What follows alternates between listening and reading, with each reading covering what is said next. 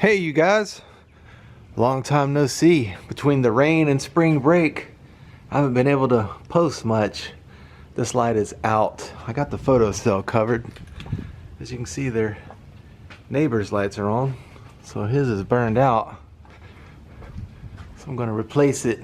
Easy fix. Yeah, it's gonna be one of those LED light fixtures. It doesn't have a bulb or anything, it's just like a circuit board. Made videos on these in the past. Just got to replace the whole thing. So yeah, man, it's been raining like crazy here in Tallahassee, Florida. I can't get my camera wet, so I haven't been able to post anything. And I took spring break off to hang out with my kids. So this just unscrews like a light bulb. I'm gonna unscrew that out and screw the new one in. As you can see, for the new guys, it's not an actual bulb. It's a little circuit board in there with little LED lights. There we go, just all screws in there like a bulb. Man, I wish they were all this easy.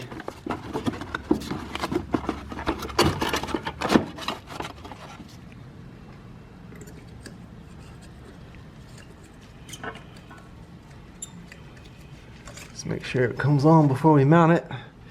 Yep, we good. All right, there's easy money. I wish the guy who installed it cut the hole a little better, but I didn't build the place. All right, off to the next adventure. All right, bro, stuff on this call, we got us a dented freezer door here, so we're gonna change it out with a new one. I don't know if it's anger management issues or dented in delivery. I'm gonna turn it off just so it's not blowing out cold air. I'll put the handle and the GE sign on it once I get the new one on. We just want to take it off right now. Real easy to do. Just 2 screws. It should lift on out of there.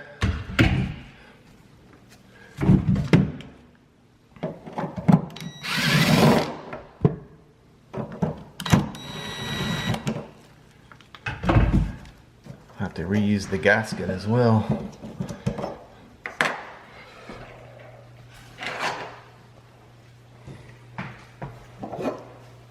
So we'll pull that off. And it just lifts out. Just lift it on out, Broseph. And that is it. We'll put our new one on. And then put all the goodies in. And first we got to get the blue stuff off the new one. 2022, we still got to deal with this, whatever this is. Transfer this over to the new one.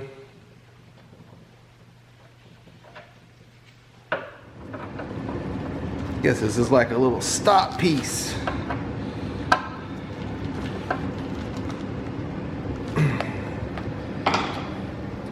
Need the gasket out of the old one. This just pulls out.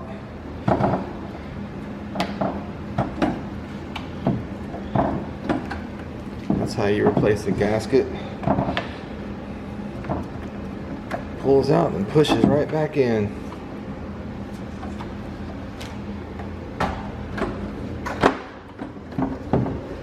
So if you ever get a work order, somebody says, oh, my fridge gasket's ripped or the fridge is not closing, it means the magnet in here has probably failed and you just need to replace it. And it just pushes back in.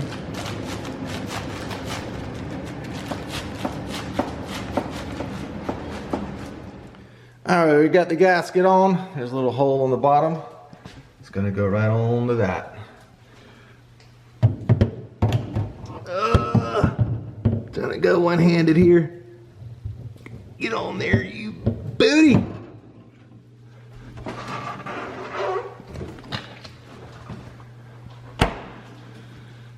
Now we'll put our top piece on. That goes into that hole.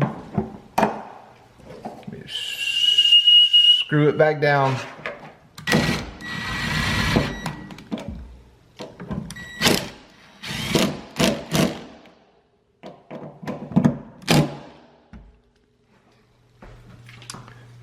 Now put the handle on and the GE tag. Works good. That's the thing, it didn't come with a new tag and a new handle or anything. Yeah. There's that. Ah!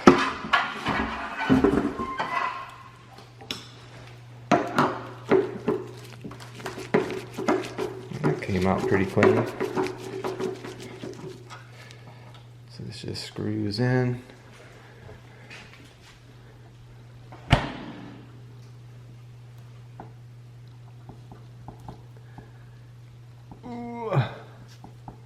Should get it started and get in there good.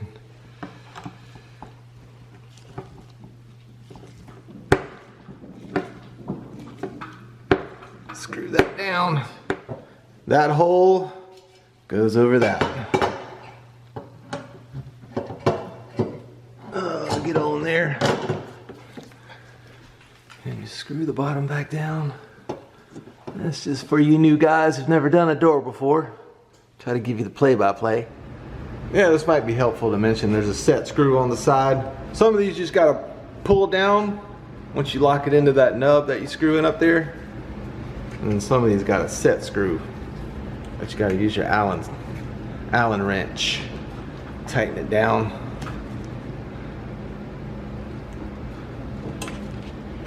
Old J-Booty got it going for me.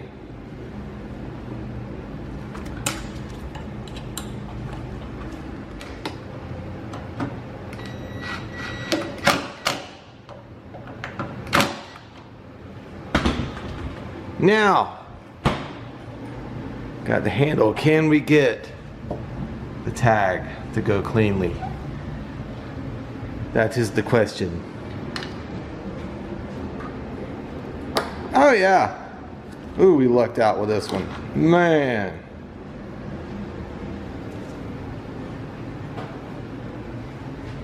Caught it all on camera how lucky we are with this one, because these things can be a real pain. Cool. Drop the old shelf in.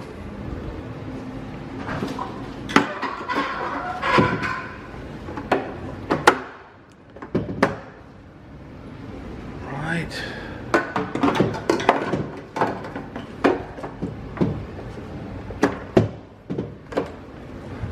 Now sometimes you'll get people who will move in and say, oh, can you switch my doors? I don't want it to open this way.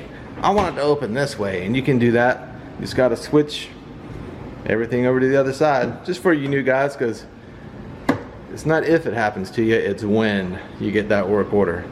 So we got the gasket on, shelves, handles nice and secure, tag, and that's it. That's how you do a freezer door. Not a hard job.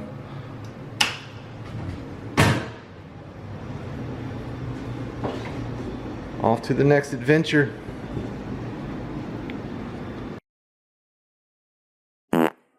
Alright, on this call they said the doorknob fell off.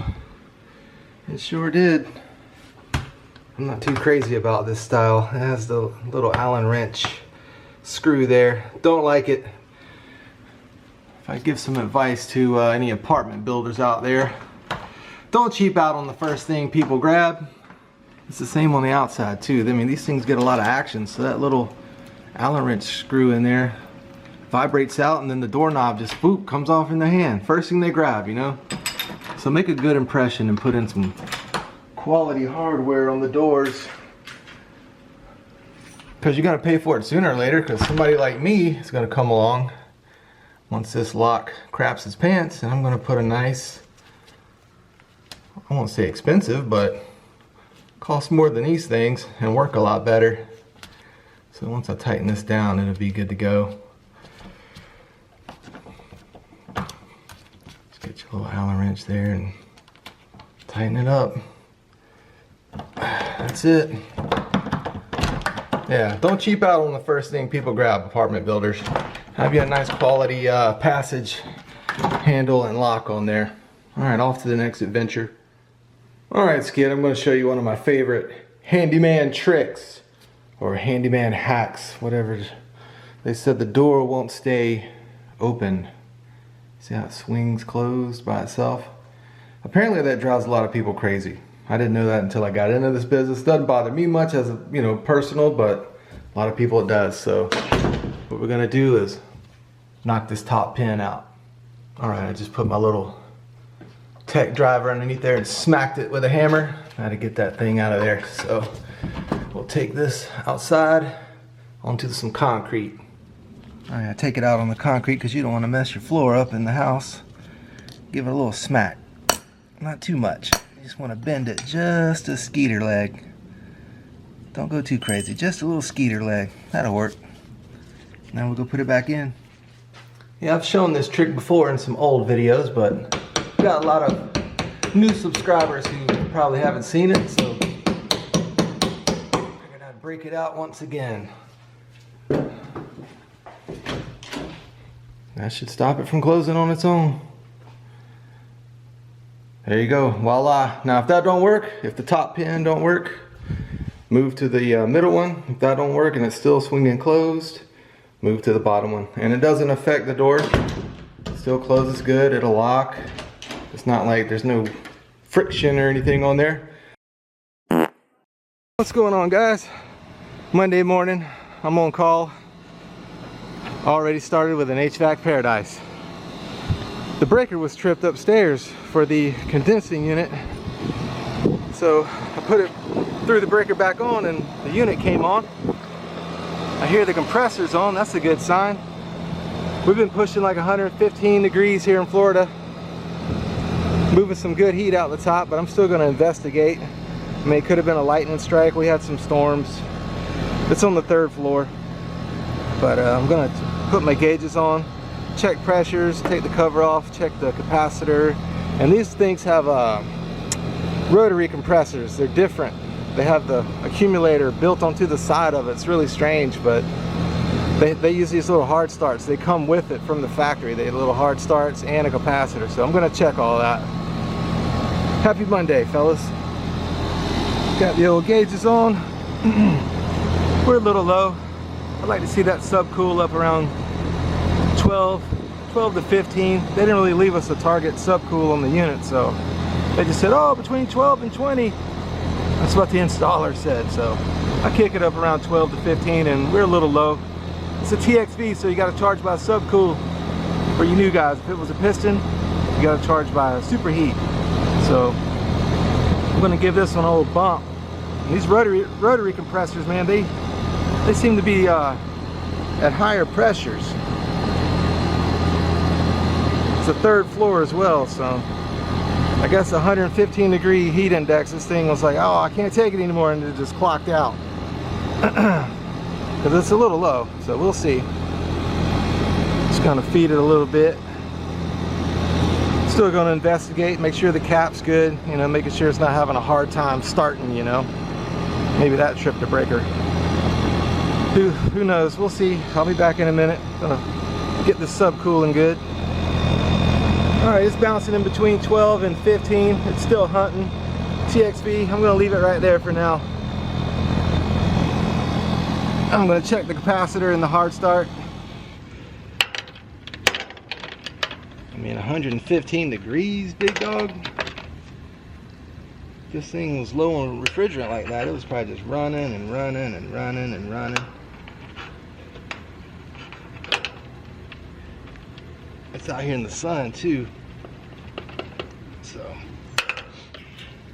all right, common to Herm, which is the compressor. This is a 45/5 cap, and we're sitting at 44.5. We're not in breaker tripping range here. Check the fan. 4.9. Cap is good. Let's check our little hard start here, right there. Now that is between says it on here somewhere. It's 88 and like 130 or something like that. 88 and 130, 140. As long as it's above 88.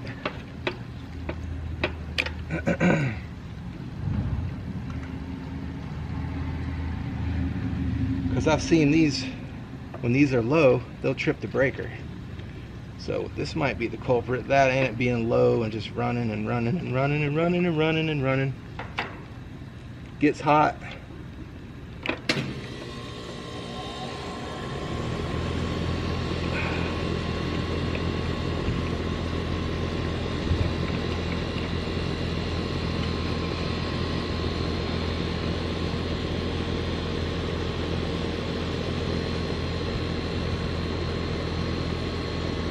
It's like 1.5 OL, 1.5.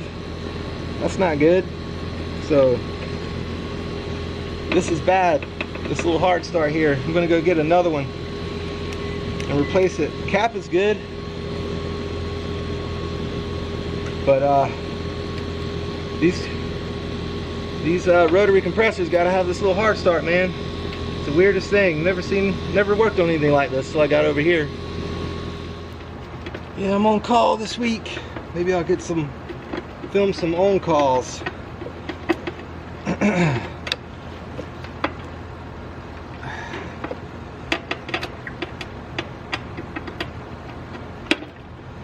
Why are you giving me a hard time? There we go.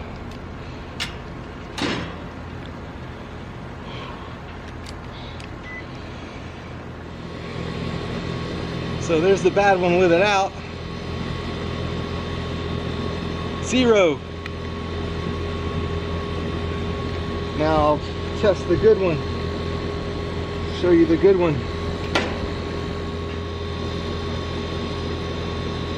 There's the good one. 113.9. So that's why it was tripping the breaker. I've seen this before already. When these little hard starts get low, the breaker trips. Sometimes, now sometimes it just won't come on and it'll buzz.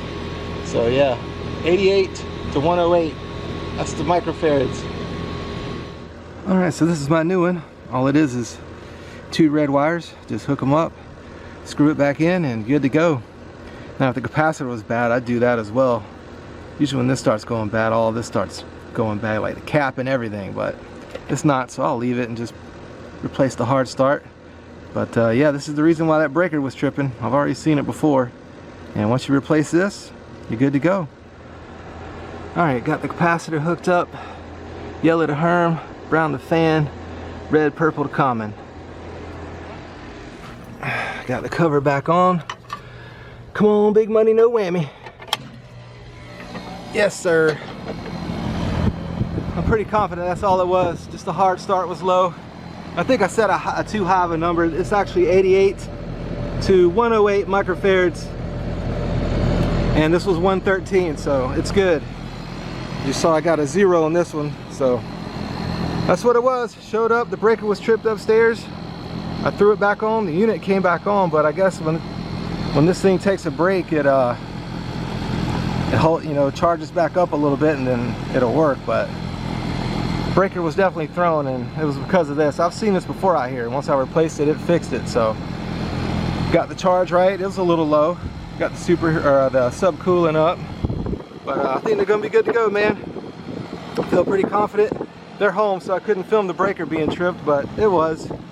So I'm gonna put the cover back on and roll on to the next adventure. All right, on this call we got us a GE dishwasher. They said it's not draining, and they smell the burning. Yeah, there's water in there for sure. All right, let's turn the power off and then take this bottom cover off. Turn the breaker off. Let's see. Dishwasher number 21. There we go. Breaker is off. Check and make sure, because water and electricity don't mix. All right, it is off. Now we can work.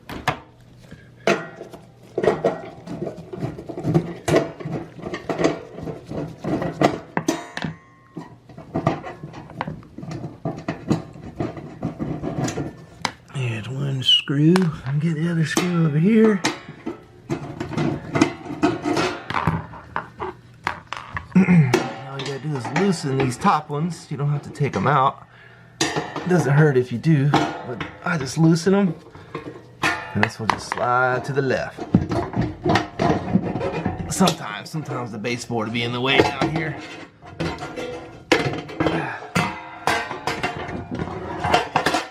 Get that egg salad out of there, then you can work. My goodness, there's another one. Another burnt solenoid right here, see? This is all burnt to a crisp. This is supposed to slide up and down. That's what causes it to drain. And all this is burnt metal, or burnt, black plastic from the solenoid. I mean, common with these GEs, man. Come on, GE. Also, if the dishwasher's not draining, this could be bad as well. Even if it's not burned, the solenoid could be bad. So we are just going to replace it. That's all you can do. Can't fix a burned up solenoid. Get the old infamous clip out of there first. Try not to lose it, even though the new one comes with one.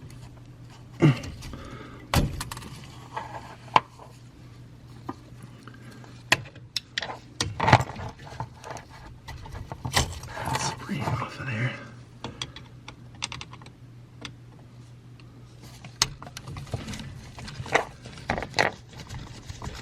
Be a screw on the bottom and a screw on the top.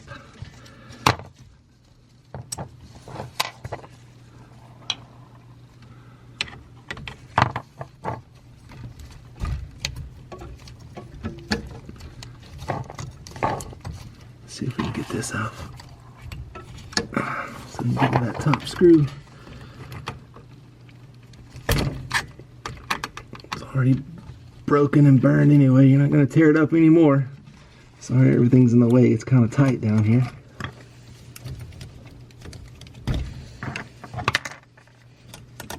You can take a picture if you want to remember how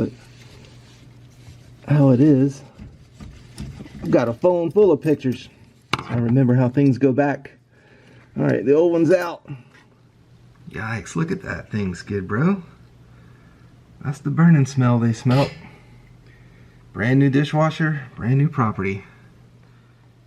Alright, here's my new stuff. I'll leave links to these in the description below. On this video, you can order it and have it delivered to your house. I replaced the timer as well. The timer goes up here. We'll do that after the solenoid. I've called GE about it, like, hey, what's up? All your solenoids are burning up. And they're like, oh, the timers are stopping, so it just keeps running.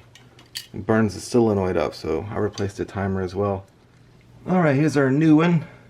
Comes with 2 springs. There's a small one, there's a bigger one. I used the bigger one. So we'll use this spring, and we'll put our plunger in. This is supposed to go up and down freely. It's supposed to move freely. That's why the other one wasn't draining. See how it's burned? It's not moving freely. So we can go ahead and mount it underneath the dishwasher and get everything set up. Try to do this without my hand getting in the way. Far left hole, then just match up the screw holes. There we go. Screw it in. Just can't believe how common this is out here. I think I've already got a video on this, so you know what's happening a lot when you're making multiple videos on the same issue.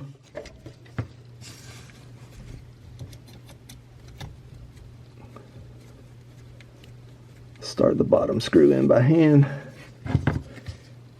then go in with the screwdriver.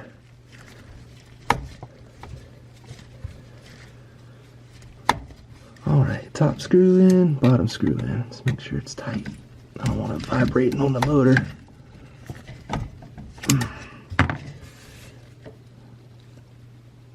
There we go. Alright, now I'm going to put this rod through this hole here. Try to do it without my hand getting in the way, but I don't know if that's possible. It's so tight. And then we can mount this onto the shaft. It just pushes on.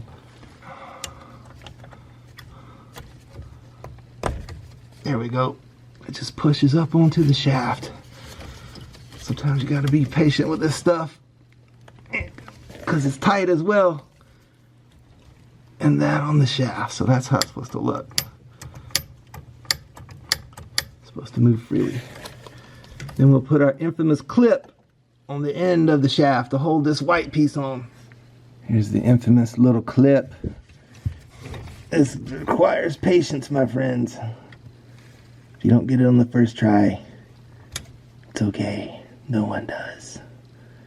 And if you do, you're a grand maintenance master. What I do is I just kind of get on there the best I can with my finger, then I'll push it down on there with my little screwdriver from the back. Oh, it fell off. Man, can't even pick them up with your hand, man. Try number 2. Come on, baby.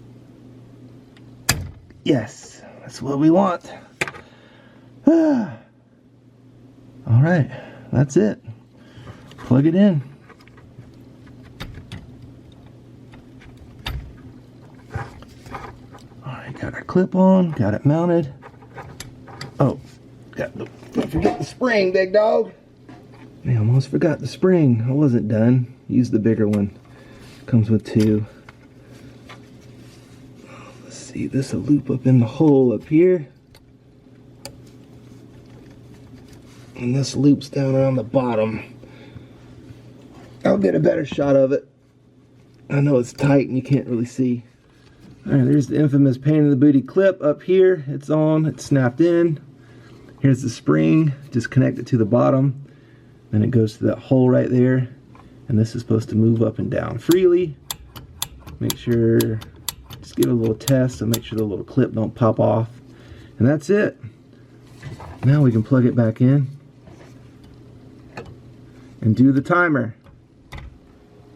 Alright, before we pull the door down to do the timer, pull the knob out. It just pulls out. Boom.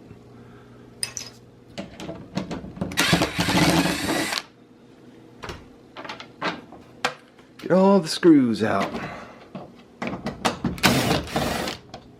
And once you get all the screws out, we can take this off very carefully. You can either set it aside or lock it in place up here.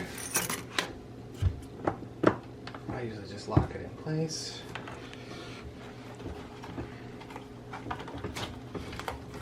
And here's our timer. Remember, the power is off, so everything's cool. Just unplug it. It's pretty much plug and play. Not much to a timer.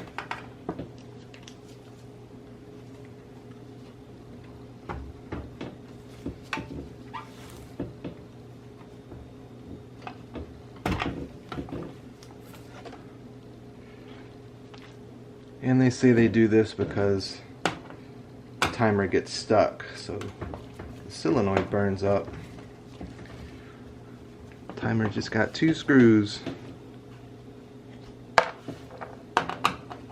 Again, I'll leave links to the timer and solenoid in the description below for all you homeowners that watch.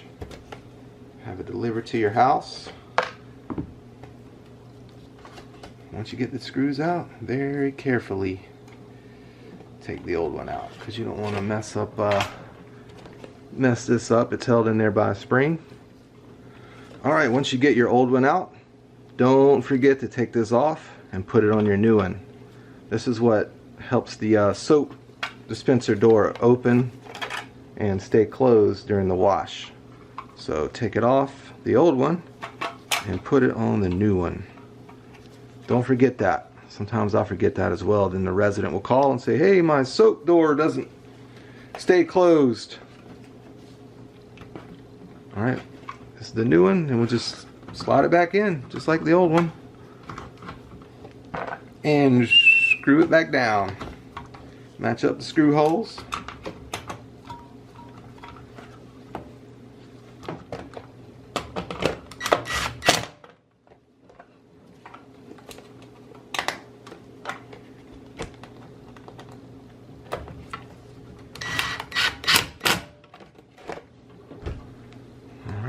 screwed in. Plug it back up.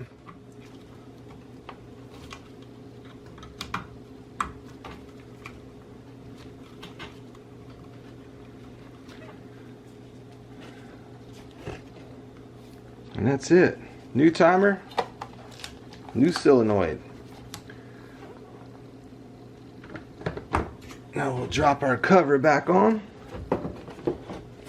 and put all the screws back in. I won't show that just for the sake of video length, but I'm sure you'll get it. Alright, when you're putting your cover back on, very carefully maneuver the locking switch or locking handle, whatever you want to call that, through the hole here. That's very important to gingerly, carefully do it because you don't want this coming out.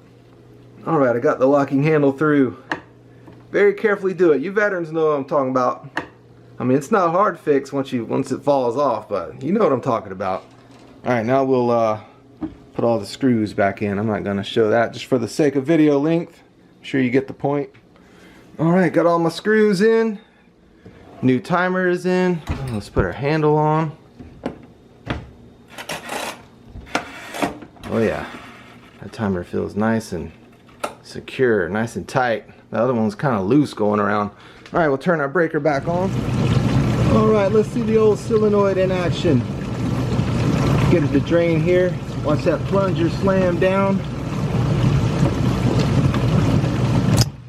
There we go. Now it's draining. That's what we want.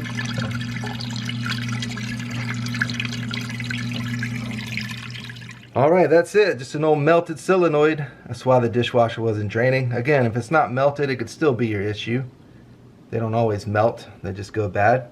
Alright guys, let's get this thing to 50,000 subscribers. Pump the stock, pump the dirty maintenance stock. And if you want to support the channel, I always leave tool links and the parts that I use in the video links in the description below. If you make a purchase, I'll receive a small commission at no extra cost to you. Alright guys, thank you for watching. See you in the next one. Late.